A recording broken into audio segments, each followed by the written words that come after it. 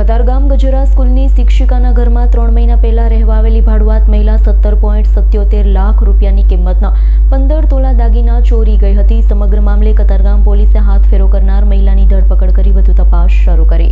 સુરતના કતારગામ પોલીસ મથકમાં કતારગામ ખાતે આવેલા કંટેશ્વર સોસાયટીમાં રહેતી શિલ્પાબેન અરવિંદ પદમાણીએ નોંધાયેલી ફરિયાદમાં જણાવ્યું હતું કે તેના ઘરમાંથી 15 તોલા દાગીનાની ચોરી થઈ છે। શિક્ષિકાની ફરિયાદ પ્રમાણે પતિ સચિનમાં કાપડનું કારખાનું ચલાવે છે। પુત્ર 12મા ધોરણમાં અભ્યાસ કરે છે। પહેલો અને બીજો માળ ભાડે આપ્યો છે। ગત 21મી એપ્રિલ રામકથા રોડ ઉપર જેઠની પુત્રીની ચાંદલો વિધિમાં જોવા માટે કબાટ ખોલતા તેમાંથી 17.77 લાખ રૂપિયાની કિંમતના 15 તોલા દાગીના ચોરી થઈ ગયા।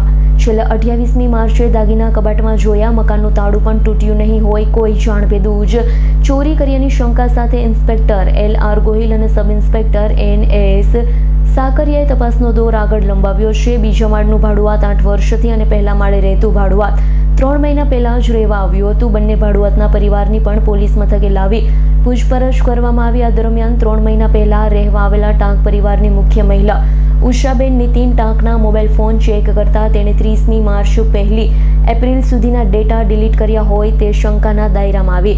સખ્તાઈથી પૂછપરછ કરતા તે ભાંગી પડી। દંપતી રોજ તેમના કામે જતું રહેતું। બપોરે તેમનો પુત્ર ટ્યુશન જતો ત્યારે મકાનને તાળું મારી જતો। આ 3 દિવસ દરમિયાન પુત્રએ મુખ્ય દરવાજાને તાળું તો માર્યું હતું, પરંતુ સીડીને અડીને આવેલા બીજા રૂમને તાળું નહીં માર્યું હોય તે અંદર ઘૂસી ગઈ હતી।